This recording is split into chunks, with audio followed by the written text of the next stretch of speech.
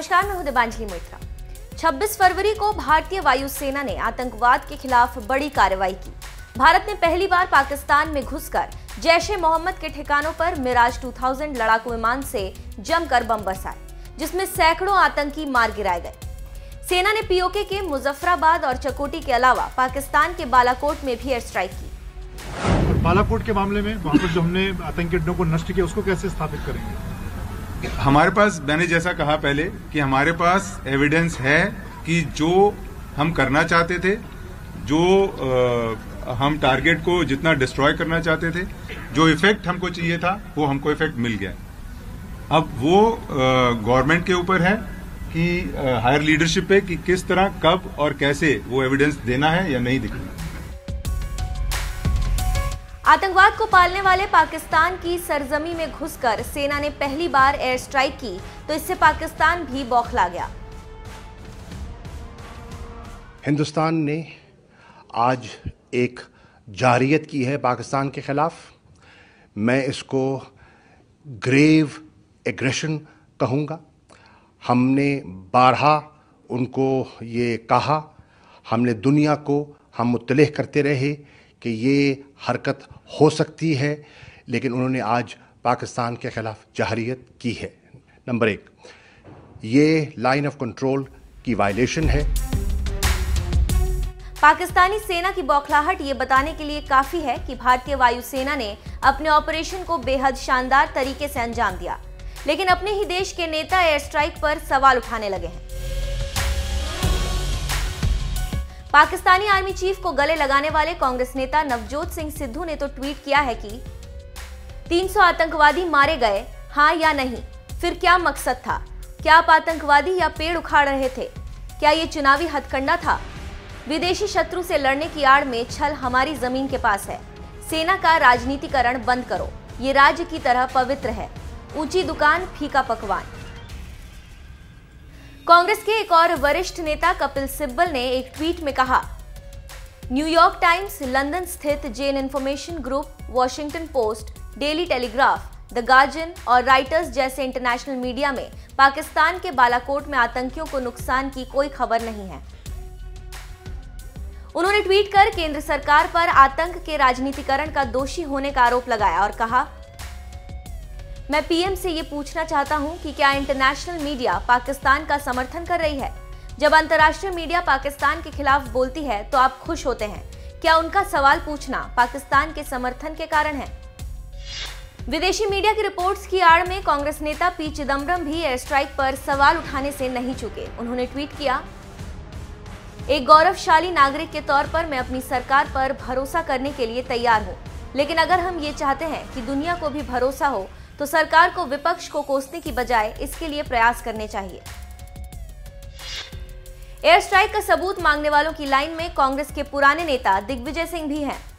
भारत के प्रधानमंत्री को झूठा और पाकिस्तान के प्रधानमंत्री को माननीय कहने वाले दिग्विजय सिंह को भी एयर स्ट्राइक का सबूत चाहिए।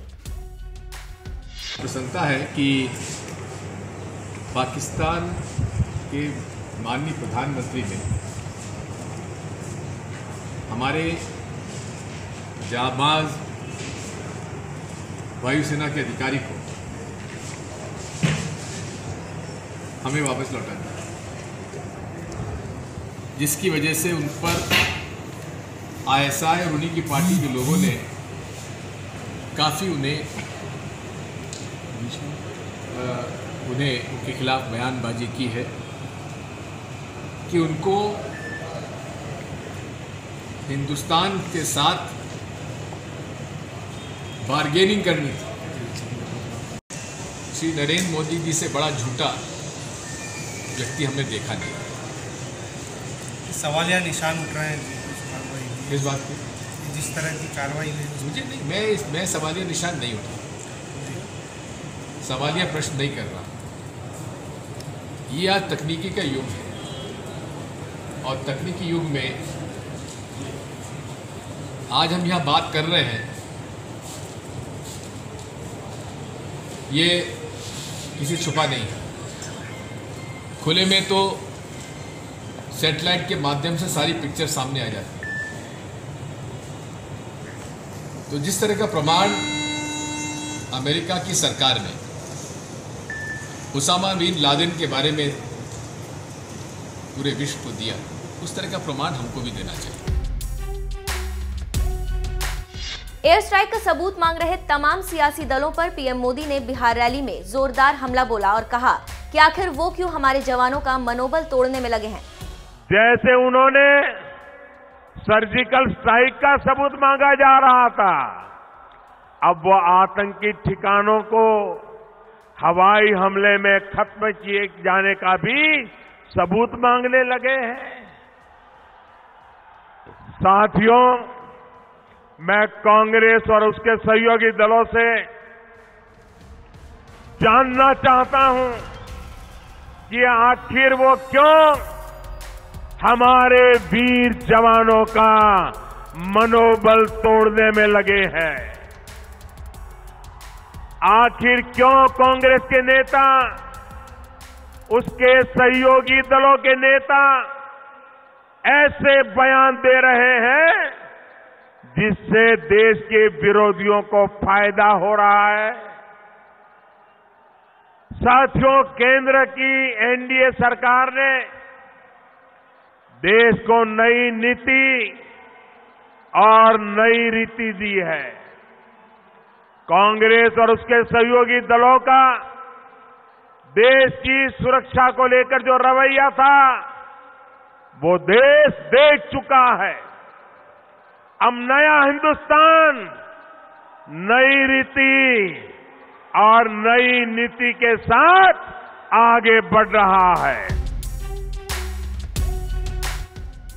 जिस तरह से एयर स्ट्राइक का सबूत मांगा जा रहा है, ठीक उसी तरह जब भारतीय सेना ने 2016 में सर्जिकल स्ट्राइक की थी तो उस वक्त भी तमाम दलों की ओर से सबूत मांगे गए थे। सरकार ने सही समय आने पर जब सर्जिकल स्ट्राइक के सबूत जारी किए तो मोदी विरोधी दलों ने चुप्पी साध ली थी।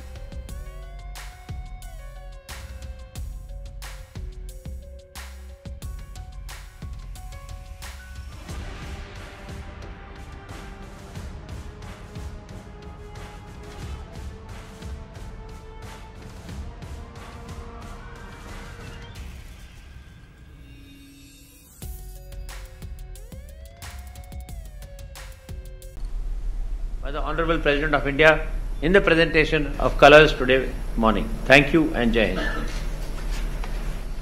Yes, from Indian Express.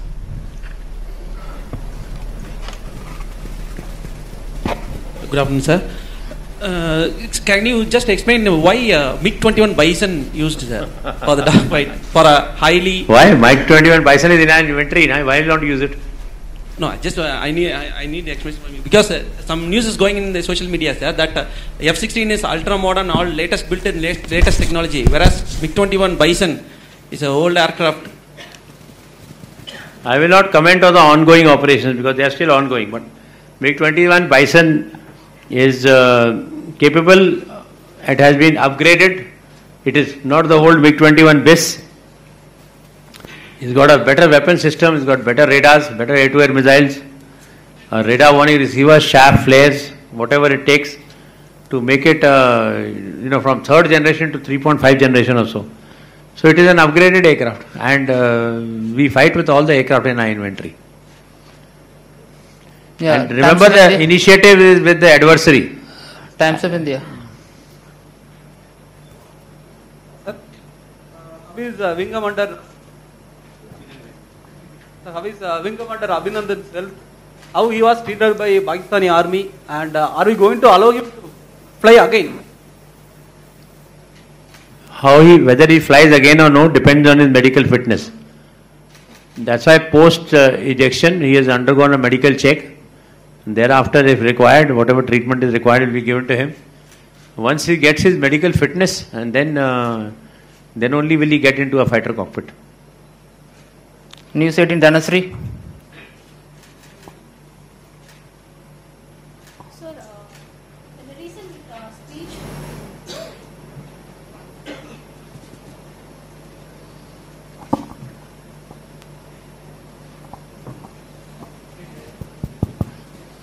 Sir, in a recent speech, PM Modi has said that the results of the recent airstrike would have been different if Rafale jets were there. So, what's your take on that?